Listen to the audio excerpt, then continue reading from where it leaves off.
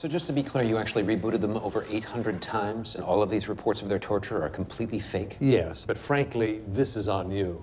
A lot of those details I just took directly from Stephen King novels and episodes of Pretty Little Liars. Jean-Paul Sartre's 1944 existentialist play, No Exit, is about three humans sent to hell. Their prison is an ugly French room, and they soon realize that they are there to be each other's instrument of torment. This fictional scenario birthed the quote, an often misquoted phrase, L'enfer, c'est les autres. The English translation being, hell is other people. The ironic hell trope could now be found everywhere, but never did I expect Sartre's play or the trope to be so prevalent in a 2006 young adult novel series about four teenage girls in a Philadelphia suburb that is the blueprint for every Vineyard Vines catalog known to man. Move over, dystopian YA Chosen One and teen vampire lust. There was a third overused trope in your ranks that reigned supreme and completed your unholy trinity back in the day. I'm serious. Rich teenagers get cyberstalked was huge. Some of these series go so far and have so many books they edge into the territory of being longer than epic poems. In middle school, I remember these being immensely popular with my age demographic, and while I can pat myself on the back for avoiding them like the plague, I can't say I came out of the era totally unscathed. So why did I pick them up now?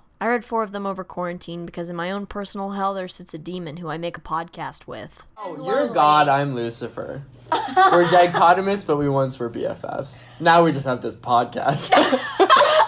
And yeah, I know the actual plot twist of Pretty Little Liars was revealed about 6 years ago. But it's not like these books were referencing French plays or German philosophy once or twice. We see No Exit span over the course of the first 4 books, with additional references to Waiting for Godot and Faust is a huge point in the television series. Also, like on a side note, whoever is updating the Pretty Little Liars wiki with like literary allusions, thank you. I feel like PBS over here. Episodes like this of Bookend Jams could only be possible by viewers like you. And I'm not saying the books are good because they're not. In fact, I would go so far as to say they're really bad. But I can't ignore that a plausible plot twist could have been that this series took place in hell. The setting is the first tip-off. 3 awful girls and 1 not-so-awful girl who is gay exist within the confines of a single hyper-wealthy and hyper-insidious town. The entire world is this town. There is no escape from this town. Rosewood exists in a liminal space that is impenetrable by D.B. Coopers looking to solve cases surrounding dead blonde teenagers. Even those characters who briefly escape Rosewood eventually return. Just like the character Garcin from No Exit, Emily finds a way to escape Rosewood, but she eventually gets dragged back by her homophobic parents who make a half-assed plea for her to come home. We get mention of the city a few times in other places, but mostly the 4 main girls don't stray too far from their tiny purgatory. The town just also brings out the worst in people. For example, the reconciled marriage between Arya's parents fails immediately when they return to Rosewood. Also, Emily's love interest bounces back from normal teenage girl to insidious culprit multiple times, but that could just be bad writing. The town is also host to a number of ludicrous charity events, and I say charity events lightly. The books really make you feel like every other week the prom is tomorrow. Rosewood is as omnipotent as its titular villain, A, and every hell needs a Satan. Another brief aside, but I love that the author planned for Mona to be the big reveal and then, oh shit, I have to write more books, so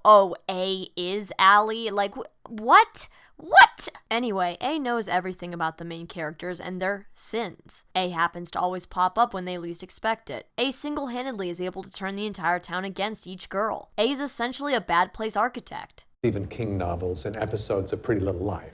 They've chosen the perfect group of people to torture each other. They've placed multiple other red herrings of who could be the culprit. And no matter how many times they figure out who A is, or when the girls literally kill A just finds a way back. The nature of evil is that it must be dealt with constantly, in fiction, in real life. Maybe the true theme of this book series is that evil is inescapable. Huh. Also, I'm super behind on my book challenge.